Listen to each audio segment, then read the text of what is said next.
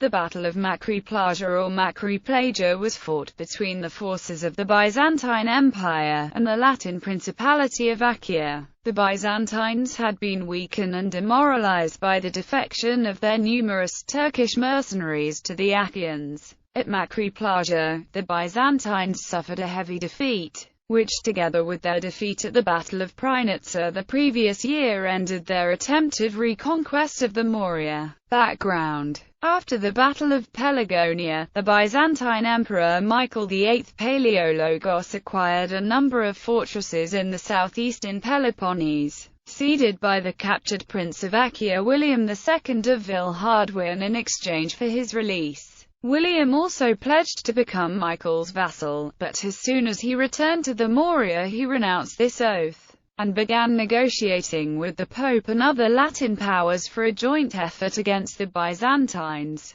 War broke out in late 1262 or 1263, when Michael VIII dispatched an expedition to the Morea. This army was composed chiefly of Turkish mercenaries and Greek troops from Asia Minor and headed by his half-brother, the Sebastocrator Constantine Palaiologos. Constantine enjoyed initial success, capturing much of Laconia and advancing north, aiming to take the Achaean capital, Andravida. He was defeated, however, by a far smaller Latin force at the Battle of Prinitsa, and his army scattered. Skirmish of Makryplagi and Siege of Niklai. In early 1263 or 1264, Constantine Palaiologos resolved to resume operations, with the final aim of subduing the Principality of Achaea for good. He assembled his troops, entered Achaean-controlled territory and advanced up to Sergiana in northern Elis, and set up his camp at a location called St.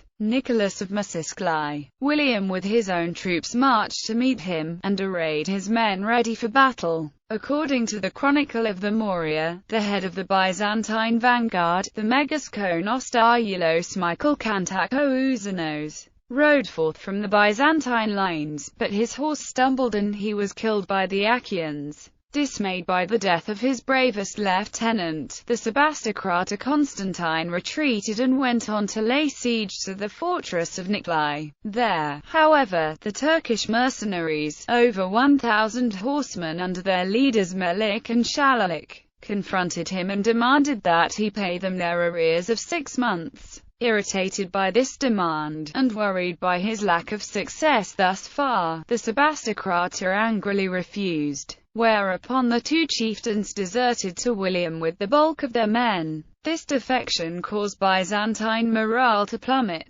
Constantine, feigning illness, decided to raise the siege, and departed the Morea for Constantinople, leaving the Megastomestikos Alexios Philes and the Parakoimomenos John Macrenus in command. The battle and aftermath. Philes now took his army and marched towards Messenia, where he occupied the pass of Makry Plagi, situated near Gardiki Castle at the borders of Messenia with the central Peloponnese. The Achaean army now attacked the Byzantines, despite the fact that they held strong positions on the high ground. The first two attacks were beaten off, but the third attack, led by William's commander Ancelindatucci, broke the Byzantines, who fled in panic. The Byzantine rout was complete, and the generals Philes, Macrenus, and Alexios Kabularios, along with many Greek nobles, were captured. The prisoners were brought to William at Villagasti. There a noteworthy conversation took place between the Achaean prince and Philes, which illustrates the respective positions of Latins and Byzantine Greeks. When William explained that this defeat was God's punishment on Palaiologos for violating his oaths, Philes retorted that the Morea belongs to the Empire of Romania and is the proper heritage of the emperor. It is instead you who have broken your oaths to the Lord. William then marched south towards the Byzantine stronghold of Mastras.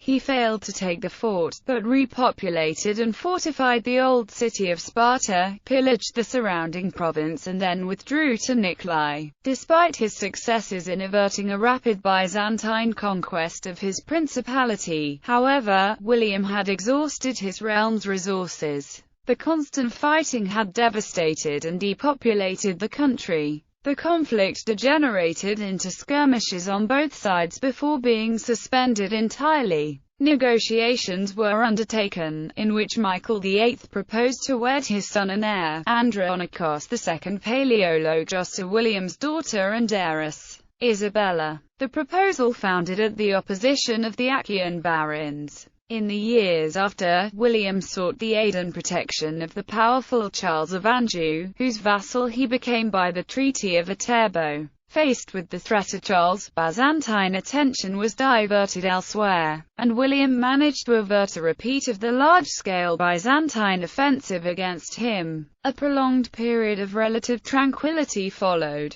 but internal squabbles would enable the Byzantines to resume their gradual recovery of the peninsula by the early 14th century.